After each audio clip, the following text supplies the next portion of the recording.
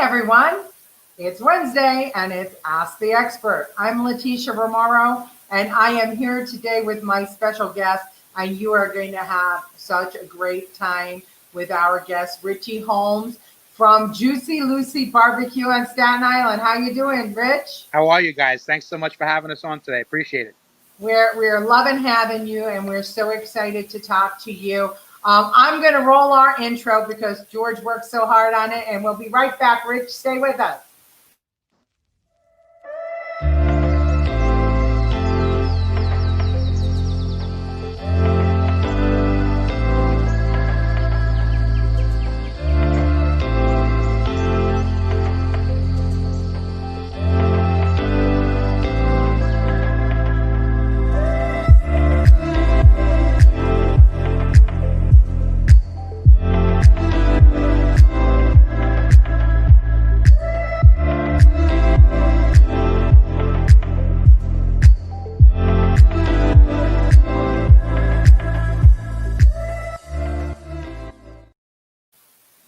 Hi, we're back. And everybody, remember to like and share this segment of Ask the Expert so that others know that we're talking to Richie Holmes of Juicy Lucy and South Beach, Staten Island. Is it South Beach, the area? It's actually Midland Beach, I guess. Midland Beach.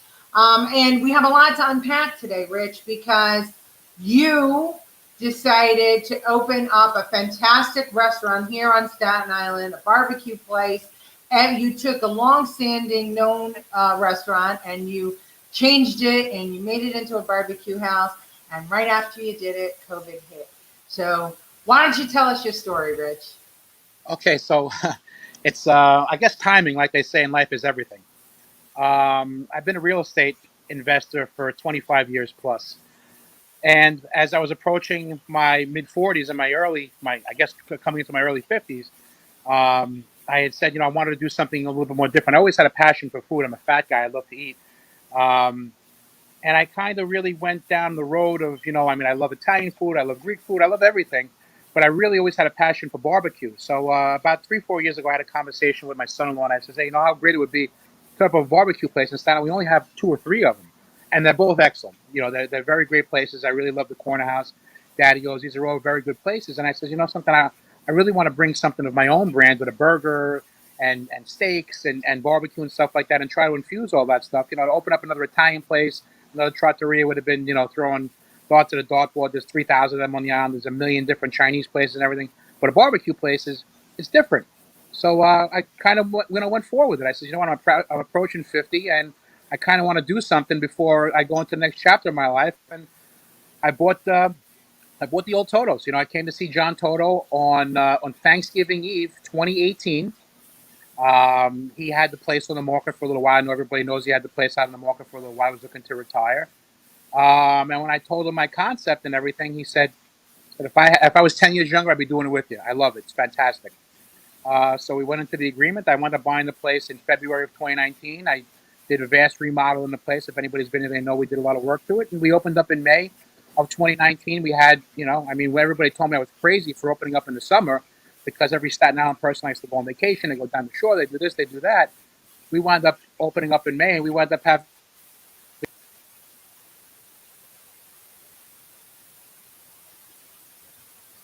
Oh, very, wait a very minute. well. Okay, there you And, go. All right, it wait, still we is to lost. this day. And obviously, we got disarmed by COVID in March. We weren't even open for a full year yet. We got disarmed by COVID. So we kind of didn't see that coming, but nobody did, so we're just trying to make the best of a horrible situation.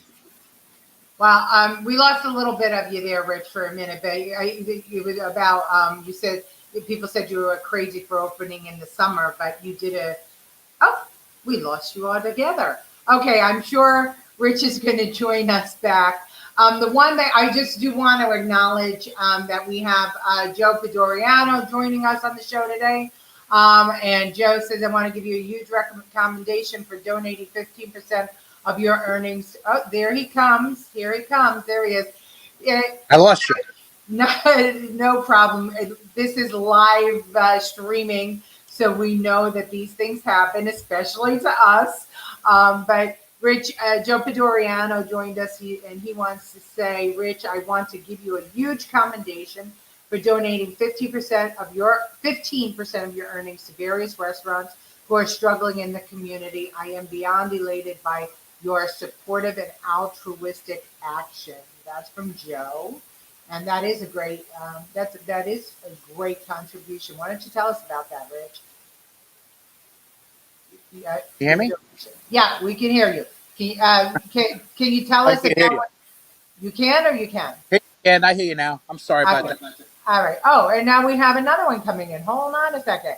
All right. Here's my partner George. He looks like he's hunting. Okay. What happened to Richie? George knocked Richie out. There's Richie. Okay. I feel like now Richie's gone. This is fun today. Well, now we have George, but we don't have our guest. But I'm sure that Richie will come back on. I don't know why he got knocked off. Well, my mom is here. Hi, Mom. How are you? And our friend Tony Herbert is here. And here comes Richie again. We're going to try it one more time. There's Richie. All right. Technology. It's almost as crazy as Governor Cuomo. Well, do you think we're going to get an Emmy for this show? I don't think so, no. Oh, come on. Come on. I got charts. Didn't I? I didn't tell everybody. Hold on a second. It's 395 days until de Blasio is out of office. So everybody remember that. 395 days. See, I have charts. We should be in the running for an Emmy. All right. So anyway, we have Tony Herbert with us. We have Kim Salvo. Now I'm starving. This should have been working lunch meet with the expert. That's right, Kim. You went to Juicy Lucy's website, and Rich is gone again. We're playing. Oh, there he is. Hi, Jamie Ann. Thank you, Jamie Ann. I am representing everyone at Max. I will be there today again, 6 p.m. We'll talk about that in a little bit in a minute. Tony Herbert, I want you to pop down to Staten Island, Tony Herbert, at 6 p.m. today. 130 Lincoln Avenue. We're all rallying for Dan of Max Public House. He was arrested last night. We're going to get into that in a minute. And I don't know. Oh, Tony Herbert said he's throwing a party for Bill de Blasio's departure. Okay, now, before, don't anybody move. Everybody stay in your square. Stay in your square. Hi, George. Hey, Rich, how you doing? Doing well, thank you. So, Richie, so you opened during COVID. I'm sorry, you opened Pre-COVID. Yeah. Pre-COVID. You have great views of the ocean. You opened during the summer. COVID hit. How much money did you have sunk into what kind of investment did you 7 figures. Okay, 7 figures to be a restaurateur. And when you did your business plan, it was based on a certain amount of covers every night, right? Certainly. We hit those numbers for the first 6 months we were in business easily. And then COVID hit, and what did you decide to do? Then we had to do a little bit of a restructure. We kind of, I guess, were one of the first, I assume, to shut my dining room down because, again, in March, the late February, early March, nobody had any idea what was going on. So I thought that it would be a prudent idea to not subject my employees or my customers, for that matter, to this without knowing what was going on. So we shut down very, very early on. We went to a pickup and delivery format. I think as early as maybe March 15th, March. That was right around St. Patty's Day. We went to a pickup and delivery only format. It's funny. I have a sign up here. It's still up here from, I don't know if you can see it. It's still up here from March. It still has my specials from when people were coming in here in March. We still haven't erased it. We left it up there from our St. Patrick's Day specials. We went to a pickup and delivery format only. We stuck with that up until they finally allowed us to start having people come in late June, early July. But prior to that, I had come up with the idea to put in a drive-in movie theater on my parking lot out there. Just tried to diversify a little bit for business purposes.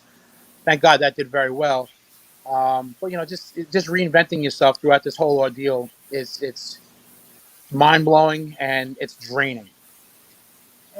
And so you've been able to survive because you were able to Adapt, for lack of a adapt. better. Yeah.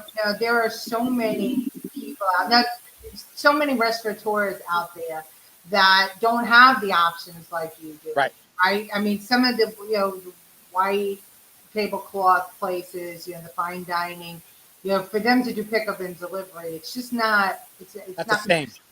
It's not conducive to their business. No. So we saw what happened now yesterday with Max Public House, right? You saw it on TV. Terrible. Yes.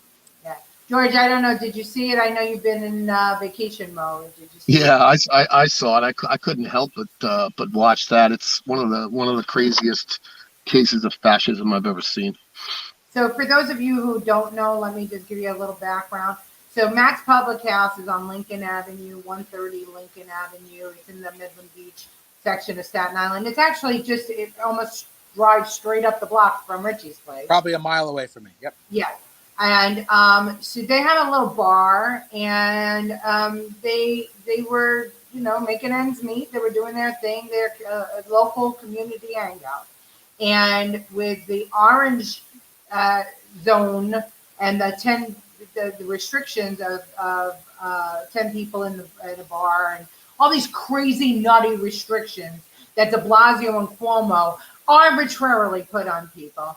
They couldn't survive. They couldn't pay their rent. They couldn't pay their utilities. They couldn't pay their staff. They invested all of their life savings, and they couldn't make the place go. So finally, at their wits' end, they decided to declare the bar an autonomous zone, similar to the one in Seattle. And they drew, Scott Lebedo went down there and they drew, autonomous zone all over the place. And they said, we're not abiding by the rules that Cuomo and De Blasio has set, because neither of these guys know what it is to run a small business, know what it is to run a bar, and none of their rules are stemmed in science. They're just arbitrary. So they said no to the rules, and then they were visited and revisited by marshals, by all kinds of people, issuing violations. They decided they would no longer sell liquor and food. They would give it away, and if people wanted to make a donation to the bar, they could. And then the liquor authority said, well, that's still selling liquor, so we're pulling your liquor license. It was crazy. They had a target on their backs. And Cuomo and De Blasio were going to show who was boss. Well, last night, just so happened that Scott Lebedo, John Tabacco, Lou Gelormino, the lawyer who has been Lou Gelormino, and Mark Fonte, huge shout out to them. They have pro bono been handling the IROR, which is the Restaurant Association's lawsuit against the state, all of the Department of Education lawsuits for the parents who are trying to get their kids back in school. Everybody I send them, they are handling their cases pro bono. And I keep on saying, how are we getting you paid? And they said, we don't want to, we're doing this pro bono. We are part of Staten Island. So Mark Fonte, Lou Gelormino. Remember those names, ladies and gentlemen. When you need a lawyer, you call them. Anyway, Lou was in the bar, Andy Lanza, John Tabacco, Scott, and Danny, and they were talking about next steps, and the marshals burst through the door, take Danny, put him in handcuffs, drag him off to jail. Lanza says, stop. What are you doing? Show us your paperwork. And Lou Gelormino says, I want to see. This says cease and desist. There's not an arrest warrant here. They didn't care. They threw the handcuffs on Danny and put him in the truck. Sheriff's Department now, not NYPD. Sheriffs, New York City Sheriffs. They drag him down to the sheriff's office. And Lanza is standing there saying, you can't do this. You don't have the right and you don't have the authority. So now Andy Lanza, our senator, ladies and gentlemen, is on a tear. If you read any of his comments, if you've seen him on Newsmax, he is going after the sheriff's department on this, and God bless him. Because of all the elected officials, Andy had a practice, and he understands small business. He didn't come out of college, and join the staff of an elected official and then become an elected official and be elected official for 20 years. He was in the working world with the rest of us. So he understands what it is to live in New York State and try and make a living. So God bless Senator Lanza. Huge shout out to him because now he's going to take the case on himself. And I want to see this in court. But tonight, ladies and gentlemen, 6 o'clock, we're going to be in front of 130 Lincoln Avenue showing that Staten Island won't take this. So now that I gave you the setup, Richie, what are you facing as a restaurant owner? If you adhere to these restrictions, what is it now? 10 and a? Is it 25% capacity for you? What's the new restriction? So no, it's 25 capacity outdoors. We still can't have anybody indoors because I'm in an orange zone. Okay. So I can do pickup and delivery. I personally, it's December 2nd. I personally will not allow anybody in the building, and I'll tell you the reason why. I haven't let anybody in my building since COVID started. I have my upstairs main dining room set up as a takeout mass exodus place. We have all of our bagging materials there. We have everything up here. We do, thank God, the community rallied around us. Our patrons rallied around us, and we do good with takeout, pickup and delivery format. We never did that when we opened up. It was always coming in to eat here. We never did a single pickup or a single delivery until COVID hit in March. But this has brought me, again, we had to diversify and do something different. So I will not allow myself to have to take someone's temperature to do a tracing. I don't want to know your email address. I don't want to know your cell phone number. I'm not going to put a thermometer up to your forehead and take your temperature like a child. So no one's coming in. Okay, so if that's how I have to do it, that's how I'm going to do it because it's none of my business. All right, I will not do things that way. I would rather just stick to pickup and delivery rather than go into that jurisdiction where I have to worry about all those other things. And the state's going to come in here and say, we want to see your logbook. I mean, it's not for me. Okay. So, but what does that do to your business model? Oh, obviously, I mean, I'm shooting myself in the foot because I could have people come in, come upstairs and come dine in and stuff like that. But I won't. I won't do it. I would rather people, again, listen, half the population you speak to are taking this very seriously. A quarter of the population are taking it somewhat seriously, but they're still doing what they want to do. And the other quarter of the population are in the houses and aren't coming out of the houses. So I would like to be able to assist any of them, So if delivering to their house makes them feel more comfortable, they don't have to leave the house or whatever they're going to. I mean, listen, I own a restaurant and I own other businesses. So I'm in Costco every day. I'm in Sam's Club every day. I'm in Home Depot every day. I'm in ShopRite every day. I'm in Lowe's every day. I'm in all these places every day, surrounded by thousands of people. We're shoulder to shoulder with one another, wearing nothing but a mask. And anybody who's familiar with the way the diseases are spread will tell you that diseases are spread through the mucous membrane. The mucous membrane are also your eyeballs. So if you don't have a full face shield on, if you're not in full gear, like you're coming out of some war zone, you're going to get it anyway. Or you're going to get whatever's out there anyway. Okay? So to wear the mask is nice. It looks nice on all of us. When we were little kids, we were taught we were banditos if we wore the mask. So we're playing a game with each other. That's all nice. But we really aren't fully protected. Anybody will tell you that. Anybody that has a moniker of common sense in the medical field will tell you that. If your eyeballs aren't covered and everything else isn't covered, you're susceptible. So, good. We wear the mask in Home Depot, we wear it in ShopRite, we're everywhere else where we could have 500 people, 1,000 people. But in my dining room, there's me. There's nobody else. So guys like me who have invested north of $1 million into a business, sit back and wait for it to happen. Again, we get a guy, that shakes the trees like the guys down at Max Public House, who we have nothing but the most mercy and sympathy for these guys, and I hope that it all works out, and I will be there. We'll all be there to rally behind them. These guys, this is their life. This is everything. Not that it's not my life. It is my life, but this is everything to these guys. And to have our principles and our freedom stripped away just because we feel like doing it, not only is it unconstitutional, it's un-American.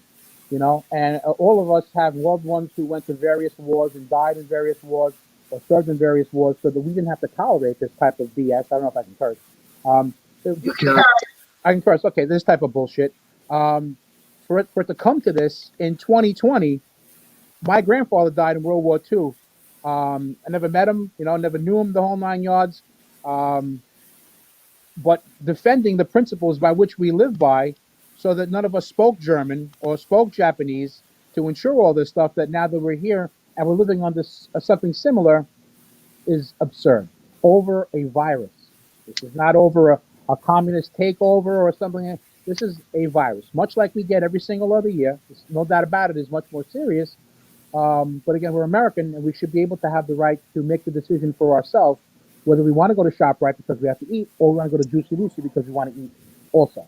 So I think we're damned if we do and we're damned if we don't. Obviously, we're into the second mutation of this virus. It seems to be not quite as potent as the first mutation of the virus was. Not only that, we're 9 months into this, so now we kind of have a little bit more common sense with this. We know not to put people in ventilators.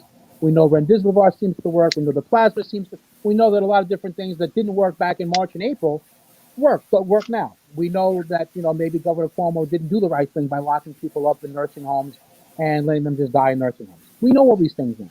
So at this stage of the game, at 50, if I can make a decision that I want to go out and do something that I want to do, whether it's support a local business or support a Mongol, like ShopRite or something like that, that should be my decision to make. So we're joined by George. I know you want to speak. I just want to say hi to Lucille Chabon. Go ahead, George. Hey, Lucille. Yeah, Richie. I mean, I had a bar for a little while. So did Leticia. My entire model was not to make money on food, right? I mean, food was a small part of that for me. Yep. Without that alcohol, people sitting down and drinking, how long can you survive? You can't. You can't. Luckily, I have, like I said, I have a niche product in barbecue. And people ask me all the time, how come you're only open on the weekends? Why aren't you open Monday to Friday? Here's the truth of the matter. 60% of us aren't even working.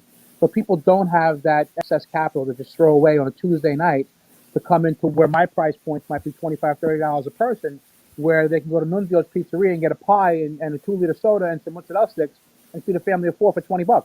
A family of 4 at my place is $100. So I have to swallow that reality that, I'm up there competing against these other places where the price points are much smaller. Not to mention people don't have, the liquidity nowadays to do this type of thing. So on the weekends, I'm perfectly fine. Obviously, I'm not making any money. You said it yourself. I'm not making anything. I haven't made money since, last year. My alcohol sales, where they were at one point 20 to 25% of my gross product, are now 2%, 3%, whatever the number is. It's very, very low. Thank God the food is carrying me, and I'm able to keep my staff working. I'm able to keep paying my bills and all these other things. But I'm not making any money. I'm losing money, to be honest with you. And thank God, like I say, I went into this with somewhat of a nest egg. I'm blowing through all that. Obviously, nobody's perfect, and the business is not even self-sustaining anymore. I'm still coming out of my pocket, but I have a feeling that once this is over, and I have a feeling this will be over by mid-2021, hopefully by the time the third mutation of the virus is come and gone, that the places that are able to sustain and stay open, that the community and the city and the state and everybody will come out and they will support all these places.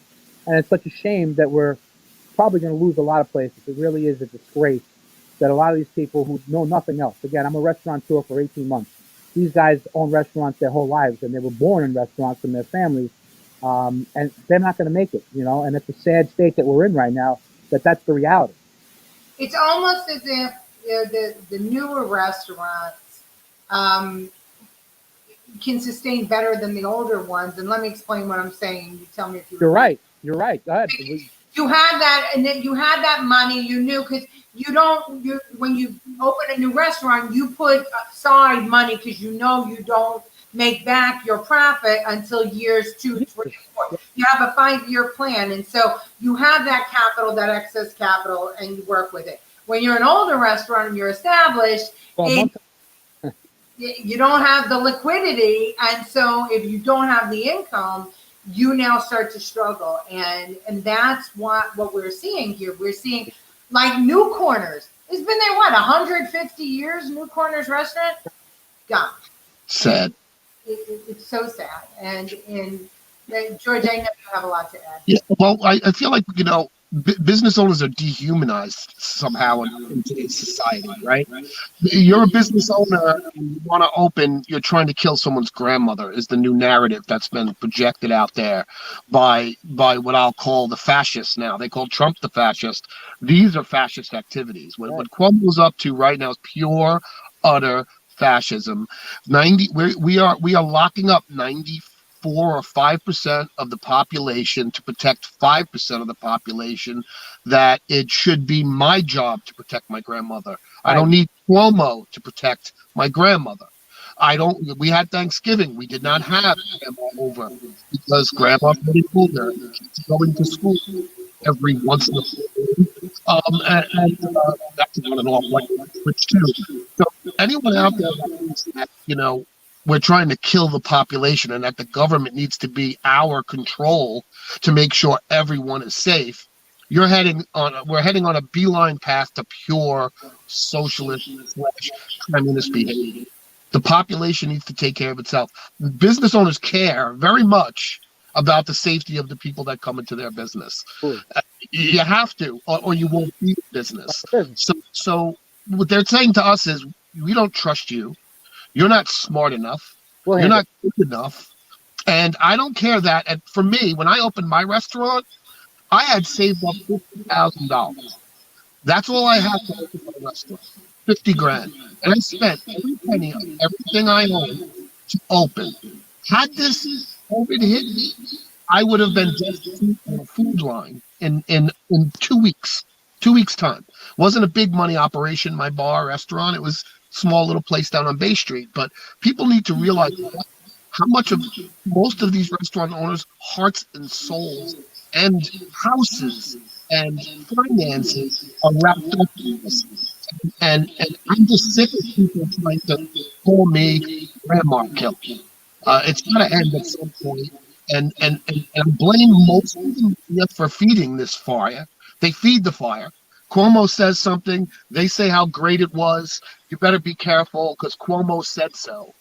And they feed the fire. So I don't know how. I hope to see what we saw with churches. The churches won in Supreme Court. How do we, Leticia, and I'll ask this to you, how do we get this to Supreme Court? Well, that's where our brilliant lawyers, Lou Gelormino and Mark Fonte, come in.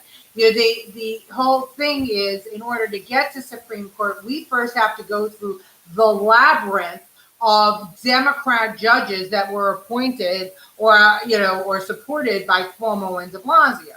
And that becomes the issue. Now, I don't want anybody thinking that I believe that judges don't take stock in the law when they make their decision, but instead wear their blue or red badges. But when you have to be reelected every 10 years, and many of these judges do, reappointed, they are going to look around them and they're going to want the support of the people that can help them get reelected. And so in Staten Island, we only just started seeing Republican Supreme Court judges being, thanks to the good work, but they're not the ones that are in control of who gets the cases. So we have to be heard in Supreme Court. And then that decision has to be given. And then if we don't get what we want, we have to appeal. And then it goes up to the U.S. Supreme Court, based on if we didn't get a fair hearing or if there was a technicality that was wrong or whatever. So the process to get to the U.S. Supreme Court is long and lengthy. And unfortunately, the restaurant owners are suffering for it because they don't have the time to wait for this to go through the Supreme Court. And I have to tell you both that I'm shocked, and I was a restaurant owner too, and I almost lost my house in the business because of the crash in 2000 in 88. Right? So I had like you, Rich. I went from a white linen tablecloth setting to a sports bar just to survive, and I did that overnight. But to get back to these cases, what I'm surprised at is that restaurant owners aren't just saying, you know what, screw this. More restaurant owners like Danny saying, screw this. I'm going to not take credit cards. I'm going to do all cash. I'm going to, do my transactions, and then I'm going to leave. I'm going to take the money I make, and I'm going to leave. I'm going to leave New York, and I'm going to go somewhere else. Because you know what? The thing that I find interesting is that South Carolina, Myrtle Beach, they figured it out. They had a tourist season. I was down there in May, and I have a little place there. And I was there from May to almost July, and they figured the whole thing out. Haircuts, nail salons, gyms, restaurants. If there was a COVID case, they closed the restaurant down, did a deep cleaning. The staffer had to leave, and they reopened again the next day. So that was fine.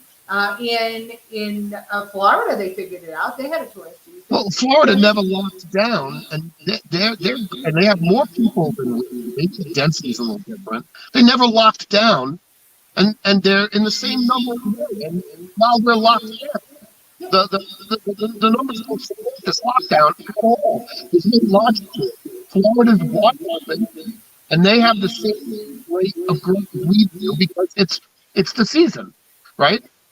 We're locked down. We have the same rate. So we're locked down and destroying businesses, and they're locked and they're not locked down, and they're seeing the same death rates, the same case rates as we are. So it's insane to me that it's science. When science says open, it's the same as if you're closed. Right.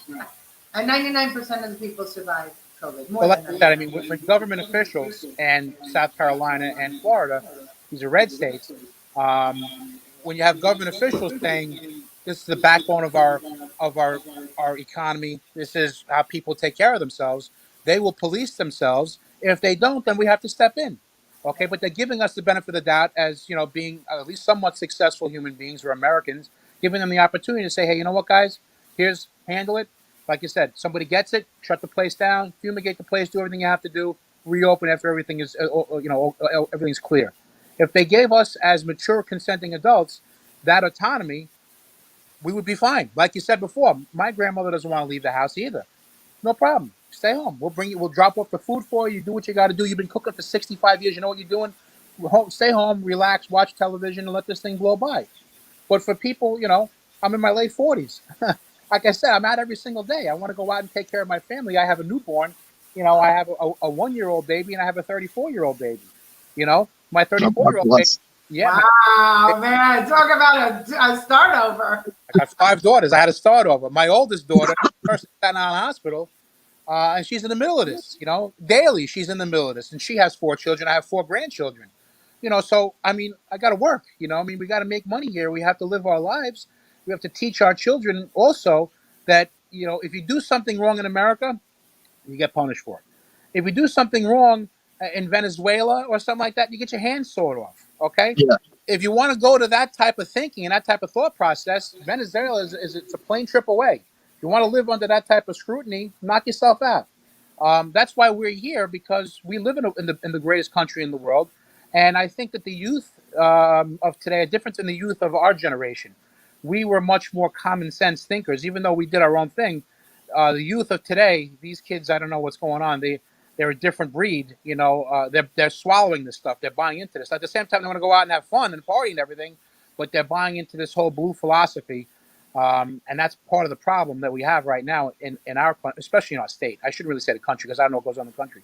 But in our city, in our state, the kids we're in trouble. Our kids over to schools now at universal 3K at like 3 years old. So yeah, they're not getting the same. They're not getting us as much as they should. I think. That's correct. I agree with you. It's a big problem, and I hope the youth wake up. What I am seeing is the younger generation, Leticia, maybe your grandson's age, a little younger. They're heading the other direction. Let's hope. Let's hope. Let's pray. I mean, I see, my girlfriend's kids are very Republican in their thinking at the age of 12 and 14, because they see, because maybe COVID helped us here.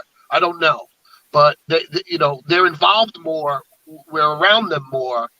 There's more influence from the parents instead of from, and Lord forgive me because my family's full of teachers, but from liberal professors who want to portray Brainwash. not just the information, but their way of thinking in life to our children, which is not what a school's supposed to do. No. Present us with facts. So I believe the education system is brutally failing us, and I think Cuomo and De Blasio sort of know this. They're By jumping. the COVID shots not going to Catholic schools. Is that right, Leticia? Catholic schools are not getting free COVID testing. The Catholic schools are not mandated to test for COVID the same way that the public schools are as of right now. But what I mean by yesterday, what? they're closed. Yeah, oh yeah, well they get to be closed. Well, here's what's going on with the schools, and here to your point, George. And why Mark Fonte and Lou Gelormino are filing a lawsuit against the Department of Education is that we've been saying, and Trump's been saying since June, kids have to go back to school, right? And we in Staten Island have been saying this. I'm part of a DOE page, and as a borough presidential candidate, I have been pushing and pressing for special education, especially to get back to school, because kids with autism are losing their services, and then they're losing their place. They're losing all the ground that they gained. And so I stood with the parents over the summer in front of the UFT, and I said to Mulgrew, get these kids back because their classrooms are small. There's only 10 in the classroom, and they have to go to the school for their services anyway. So put them in school. Why not? What the frick is the problem? They're already small. So we've been fighting for that. But here's the thing. The Archdiocese sued Cuomo and de Blasio and finally won in Supreme Court. And so now the school, de Blasio bent and said, okay, the K through 8 can go back to school full-time 5 days a week. Only caveat is we want you to sign this form that allows us, the Department of Education, to test your child randomly in school randomly without you being there. Never gonna happen.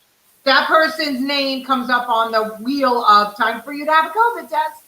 Now, in order for your kid to go back to school full time in school, you have to say yes to that. Now, Gina Jaffrey, who is an administrator of the DOE page, her son Jake said, you know what? No, I'm not going to do that. I don't even like when my mother has to, do stuff on my body. But since I've been a kid, when I needed a nebulizer, I needed something, the school nurse was not allowed to administer it. My mother had to leave, come here and give it to me. I only want my pediatrician sticking things up my nose. So I looked at my student bill of rights and I found out that I have the right to protest. So Jake wrote this great letter saying he will not allow anybody who he doesn't know to stick anything in any of his his orifices. So he has requested that the Board of Ed allow him and anybody like him who wants to join his protest to get tested at the pediatrician when their number comes up on the wheel. And now Gina and Jake have sent this note around, even to our lawyers and their kids. And children are going to school armed with this protest. And it's called Jake's Protest. And I believe we finally are going to get, a middle point, a negotiating position here. And I think that we are going to finally win that battle to allow, if your kid's number comes up on the wheel, that your pediatrician or whoever can administer the test and you bring in the results. Because why not? As Jake says in his letter, in his protest, you accept my pediatrician's note for any other medical reason. Why wouldn't you accept it now?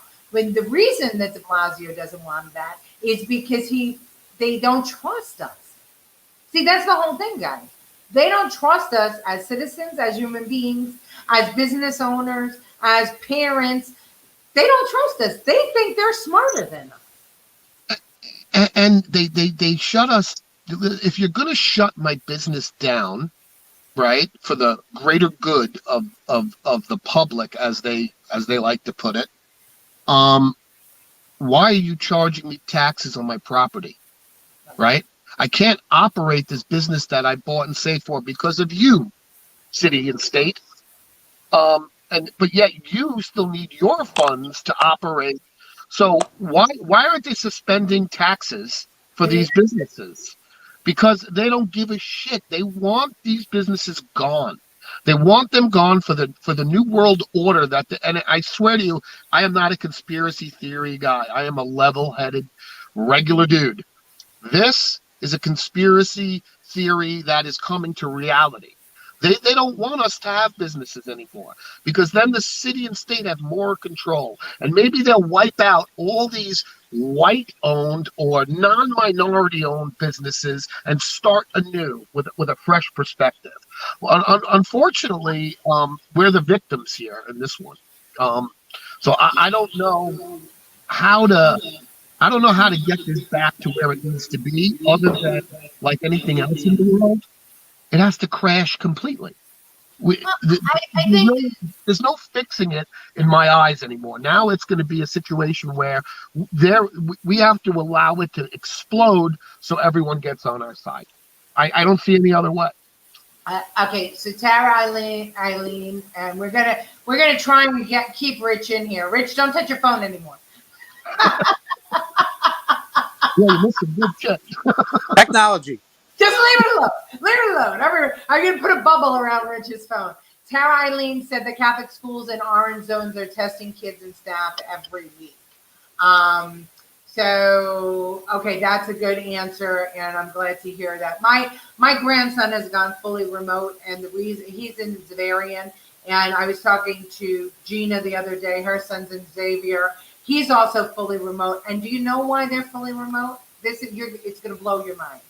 They're fully remote because part of their journey includes the subway, and neither of us wants our kids traveling alone on the subway anymore because the subway is a cesspool, and I don't trust it. Especially we've seen how many people push onto the tracks.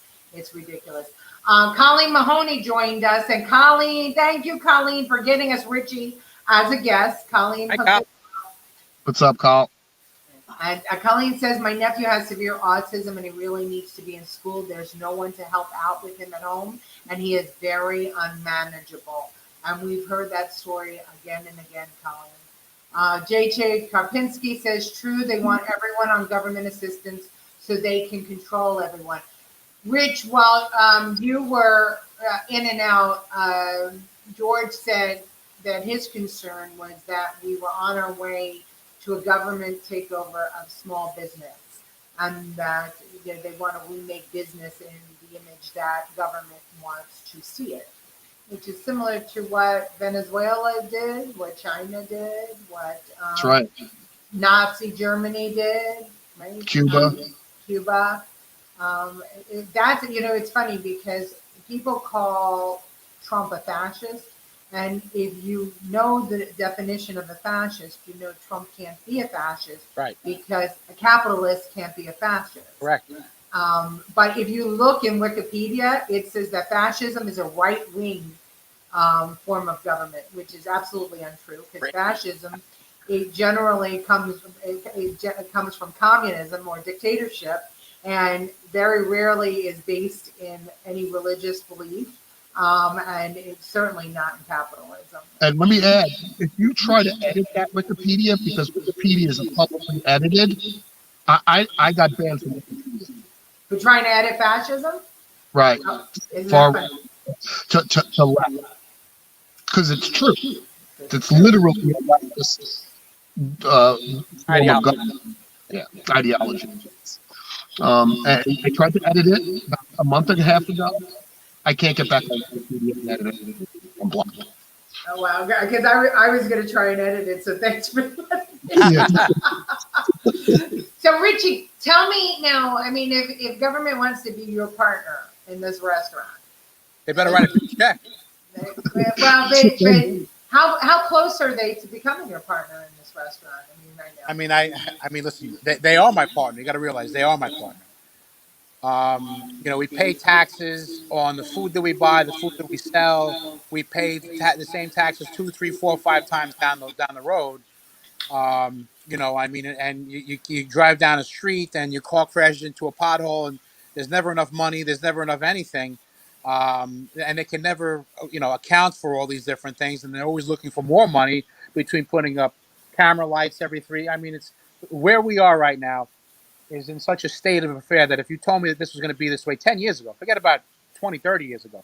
20, 30 years ago, if this stuff was going on, our leaders would have been shot in the street. Yeah. In the street. In the street. They wouldn't have made it out of the street. Okay? We're at their mercy now. They pretty much can do whatever they want to do, say whatever they want to say. And we're already in it. We're already in it. They're able to say, listen, we're going to lock you down, stay in your house, let's flatten the curve. They went through all this different bullshit with us. We did all that stuff. Listen, I don't know anybody as tough as you thought you were, the toughest tough guy in March and April and May were wearing a mask. They hardly leaving their houses. They did what they needed to do. They got in, they got out. We did all that stuff. Didn't work. Okay? Didn't work. We're going back to it again. They're going to say the same thing to us all over again. Who knows when Biden gets sworn in another 5-6 weeks, what's going to happen then? I think there's going to be another lockdown. I think as long as Trump is the president, he won't allow that to happen. I mean, you see that every day, though. He's conceding a little bit more. I mean, it just is what it is. It looks like we're in this boat together and we're going to go down with it. But at the end of the day, these guys get elected every 2 to 4 years. I don't know how in the world they're going to look to be my partner and then be out at the end of a term or in the middle of a term, unless they're going to start changing, voter rights and the way that we have term limits and these sort of things. I don't see how that they can get away with something like that. I mean, again, I'm trying to be as optimistic as humanly possible. The reality is the reality. I hope it doesn't come to that. I just think that the southern states that are always going to be very, very strong Republican strongholds where they will not relinquish their guns, that civil war, if there is going to be a civil war, will start south and will work its way up to the north. Because eventually they're just going to keep pushing the wrong buttons, and eventually there's going to be a problem in this country with the people, and that's how dictatorships either become dictatorships or they become overthrown dictatorships. So I hope we're not heading in that direction. I hope that the liberal mind realizes that is not what we do here in America. I guess we got to wait and see. I mean, like I said, if they want to be my partner, they're going to have to write a big check. I got a great brisket recipe, but aside from that, they're going to have to write a big check. And it is good brisket. Pretty good. Really good. It's definitely good brisket. Well, and then that becomes, that really, I mean, for the business that George and I are in marketing, public relations, we were able to continue work in the area of the elections because we had candidates that we were running. But the work that carries us through the season when we don't have candidates rise up. Promoting concerts, promoting restaurants, promoting little mom and pop shops, the craft businesses, auto body shops, things like that. So that's gone now. We don't have restaurants because the restaurants they're limited with what they could do, so they don't need big promotion for capacity to put asses in chairs. The restaurant guy was willing to come to the parking. That's it. I live it. That's it. So we have some great restaurants that we were working with that are barely hanging on. Concerts, we don't even know what the future of that's going to be. I just got off the phone with our client an hour ago talking about that. And he's in a state of desperacy because even if tomorrow they said, you're opened, do what you want to do, I don't think we'll ever see the numbers going to concerts that we did in the past because of the fear, like Richie said earlier, in the younger generation. They have a fear in them. And this is being burned in right now. So, the concert, there's not a lot of hope for the concert industry. Yeah. This is a mind fuck of the worst kind. Yep. And, because they have managed to, the young people who were born in technology are missing now the critical logic component in their brain, because the computer does all the thinking for them, right? We used to have to do math equations and show our work so that we could say, critical thinking, right? when we went to the stores, we would count our change, right? But now they have those little cups and they say, put your change here. And kids don't want to be bothered counting the change, right? They want to do away with coins altogether. So that critical, logical thinking component that we all need in order to adapt, Richie, has been taken away from the millennials and the Gen Zs, because they're letting the computers think for them. And they're not teaching it in school anymore. They want to teach 1619, but they don't want to teach critical logic. And this is the scary thing, because if you don't have the ability to think out a problem and solve it, then you don't have the ability to put together a business plan. You don't have the ability to know how many widgets you need to sell in order to make a profit, and how many people you need to employ to make enough widgets to keep up with the orders. So that's when the government does become your partner, or becomes your business. It's funny. And, Imagine if in our youth, and when I say our youth, I'm talking about between the ages of 10 and 16. If the city of New York, and I went to school in Brooklyn and Staten Island, I've never been to a place else in my life. If the city of New York and the state of New York said, we're going to close the schools. Yeah, when? How long? A year? I'll see you in a year. No problem. yeah. I'll see you in 2 years. I'll see you then. No problem. I can sit home, hang out with my family, do whatever I want to do. These kids, these kids are now, they're crying because they want to get listened. And that's a good thing. But if they told me at the age of 13 that we're going to close St. Sylvester, which they close afterwards, party at my house. Party at my house. Yeah. I don't got to see Sister Catherine. I'm going to get slapped across my head because I'm a foul-mouthed little jerk. Sign me up tomorrow. Right. I don't. I'll go one better. The confession of me is that when I was 13 years old, they didn't have to close the schools. I'd go in, I'd take a couple of tests, and then I'd leave. See ya. And I'd cut on a regular basis. So you're right. But we had that individuality. We had that mentality of being street smart. Be question everything, yes. Have a discourse, and still love each other. I remember around the dinner table, my father would start talking about things with me, and he'd encourage me to debate him. Yes. But that doesn't happen anymore, right? Because the kids are being shuttled off then to soccer and the gymnastics and everything else. Dinner is in the place to get. If I listen, see you next year. Better luck next time. That made you work that much at whatever sport it was you were doing to rise up and next time. Hopefully, get an 8.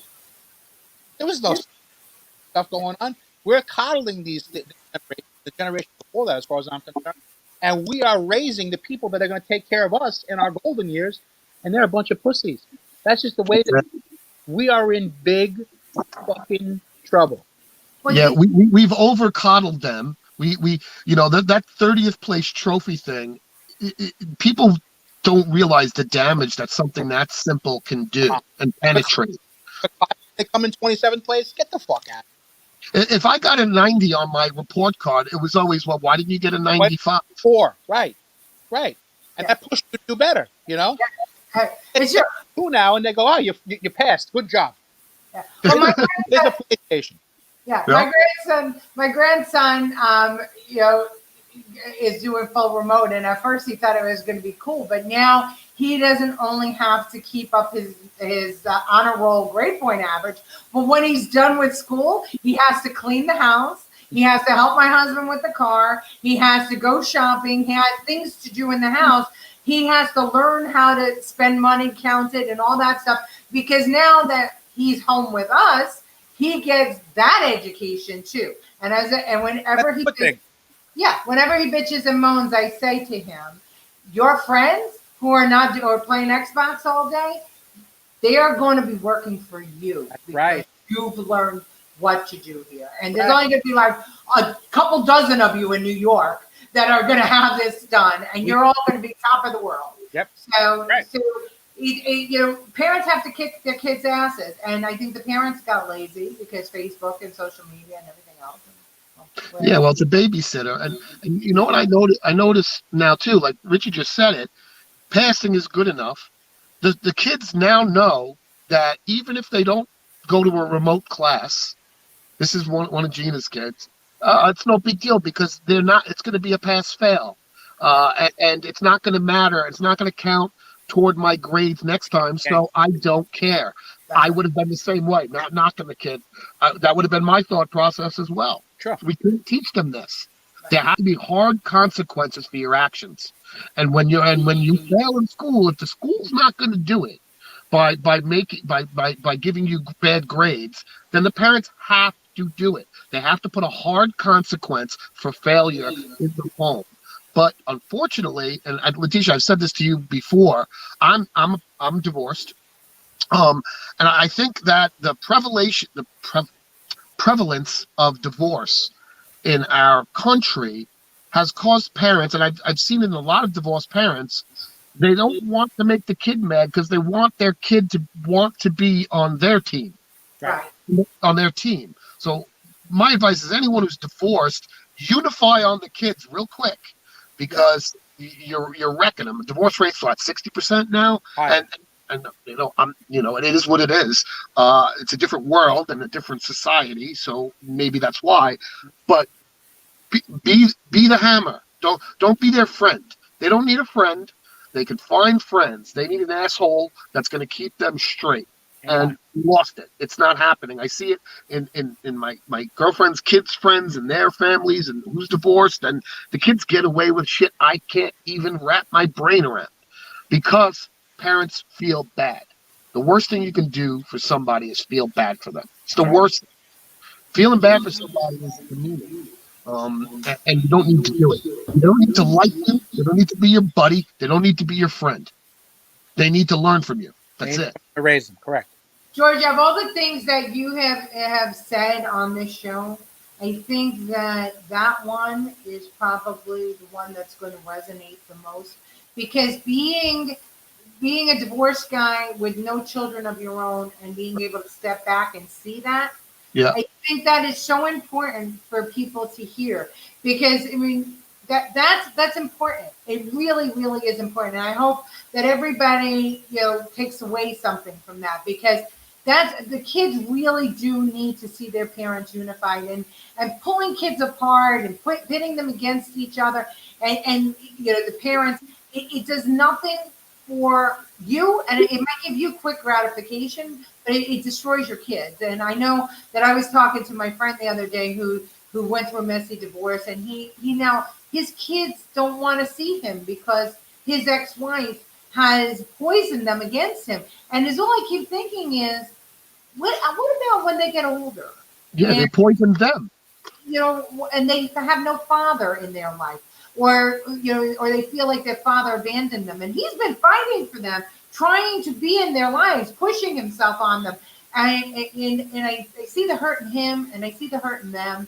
And I just wonder what this woman is thinking and how she thinks this makes sense. But we've become so angry as a society that she thinks she's winning. Right. But nobody wins. Nobody wins. You know how I could boast that I've never been divorced? I've never been married. You are a genius, Richard. I'm white. I have 5 kids with 3 different baby mamas. I love every minute of it. It's fantastic. And I have a great relationship with all my baby mamas. It's wonderful. My oldest being 34, my youngest being 1.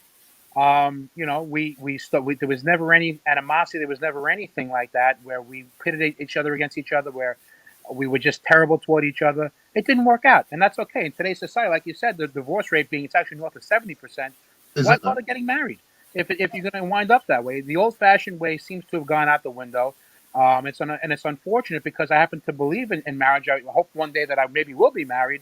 But at the end of the day, if you're pitting your children against one another, all you're doing is destroying that child's mind and the way that they're going to grow up, because they're going to grow up the same exact way, and they're probably going to wind up growing up scarred and not being able to have a normal relationship and a normal life. I look at them like terrorists. I know this is going to sound insane, but at that age, they're like little terrorists, and you don't negotiate with terrorists. No. They're going to take advantage of every leverage point they can find, especially, forgive me for being sexist, boys are even worse at it. Girls know how to get their daddy, but they'll use that leverage oh, well, mom, daddy won't buy me that bike. It's making me really sad. And then all of a sudden a bike appears. I'm like, oh no, that's the worst thing you could have done in the world, is let this terrorist win. He won. He won. What? He won now. He's a master negotiator forever now. That's it. That's it. I got 5 daughters. I don't have any sons. So I thank God for that. Well, Colleen says Scott Lebedo said it best last year when he said it was the pussification of a nation. And I agree with that statement. It's true. I love the terrorist analogy, George. That's great. I mean, Pretty accurate. I'm thinking about all the times that my kids held me up, or my grandson has tried to hold me up for stuff, and it's true. These kids are actually just leveraging on the anger that the parents have. And it's no good. So we've covered all the topics. We went from restaurant industry to all related to raising kids. This is great. And at least once a week, we both, either George or I or our guest, says, I'm not a conspiracy theorist, but here it is. It's happening a lot lately. It's kind of concerning, but it's true. Nice. You guys had fun. It was one. Yeah. So I'm going to report from the field. I'm going to give a quick wrap up before we go. We're past an hour, but I think everybody's been having a good time. A report from the field on the Trump front is that some of our Staten Islanders who were out in Vegas and Arizona and Wisconsin in helping with the count have said that they have uncovered plenty of evidence of actually votes for president going through third-party candidates and then being transferred over to Biden. So like Jill, what's her name? I forget her last name, was a third-party candidate. And so the Dominion, the votes for that candidate got then transferred by Dominion to Joe Biden, which gave the cushion of his win in these states. And they found it over and over again. And now they're trying to present it in court. And what the media is saying is it's not enough to overturn the election. But what it's enough for me, and I think for many other people, is enough to say that we have a problem in our voting. And it's not trustworthy. And I put up the TikTok video, and I think I did it on Facebook too, of an actual video of Fox News showing the scrolling bar across the street. I saw that. And Pennsylvania number, I'm just going to pull the number out of my ass. For Trump, it was 1,610,950. And for Biden, it was 1.2 whatever. And then it scrolled around again. And the next time around, Trump's numbers dropped by 19,000. And Biden's numbers went up by 19,000. And that was on live TV as it was scrolling. And somebody caught it, backed it up, rewound it, and then filmed it and put it up on YouTube and whatever. So you could see it. It happened on live TV during the scroll, during the count. Never in my life have I ever seen votes get taken away from a candidate and given to another candidate. So this is a unique election year. So while I understand, maybe I'm only the last holdout, but I refuse to believe at this moment. I refuse to call Biden my president-elect, and I will not give up on Donald Trump, and I will not give up on this lawsuit, because I think that this election was probably the worst managed election in our history, and it has destroyed voter confidence. And having been a county chair and having been the one that have the commissioner put the locks on the doors of the New York City Board of Elections, all 5 boroughs, I was the one who authorized the locks, the Democrat and Republican locks, where the paper ballots are stored, so there can't be any shenanigans. I did that based on an election where there was shenanigans. So I know that happens. So I'm not ready to concede, and I won't. And that's the news from the front. I think it tells us how really powerful the Democratic Party is in this country, that they were able to do something of this magnitude. And listen, this is a presidential election. This is not a local assemblyman or something. This is a presidential election, and it was able to be manipulated like this. And they can't think that we're all that stupid. It is what it is, but they just can't I think that. think they do.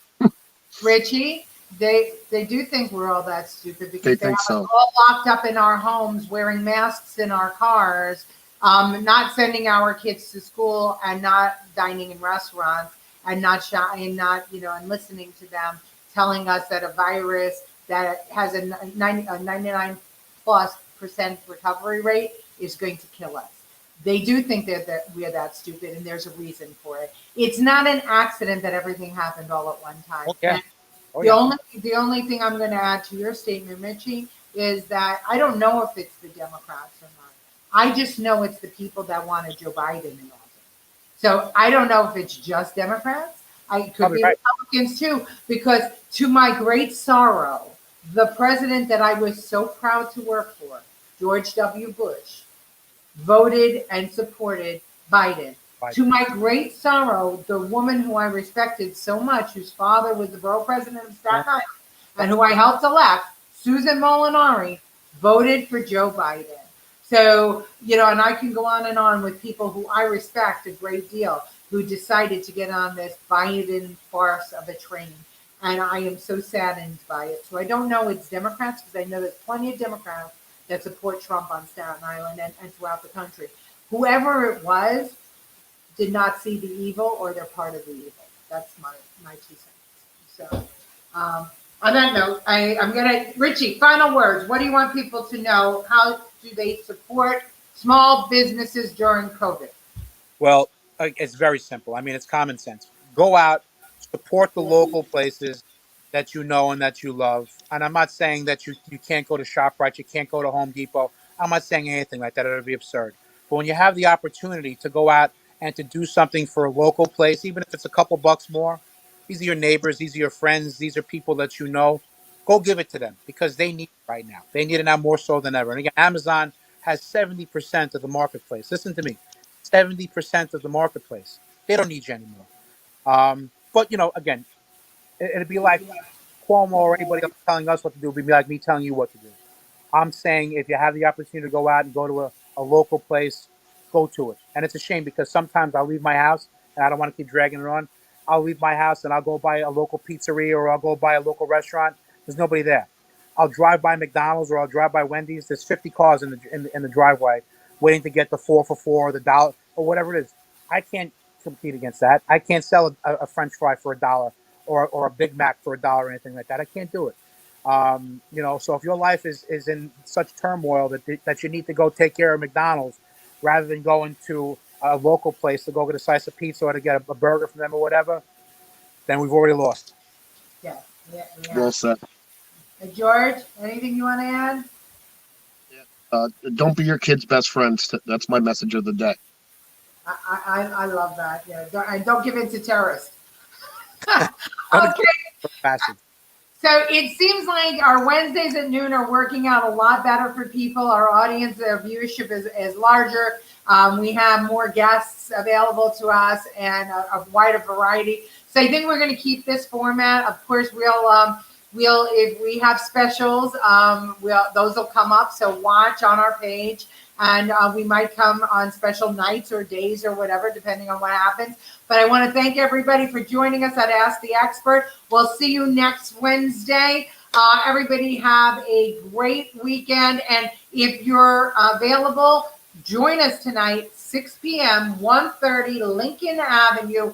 We're going to go and support Max Public House, and we're going to support our great Senator Lanza.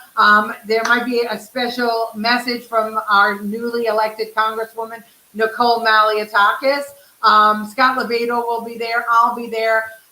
So many other people will be there. So please, please, please join us. We started this fight back in March together, and we're going to see it through until every single restaurant, every single small business is open, and our kids are back in school full time. I'm not stopping till we win this war. And God knows that swords, shield, we're ready to go. So see you tonight, 6 o'clock, 130 Lincoln Avenue. Bye, Thanks, Richie. everybody. Cheers, guys. Oh, Juicy Lucy.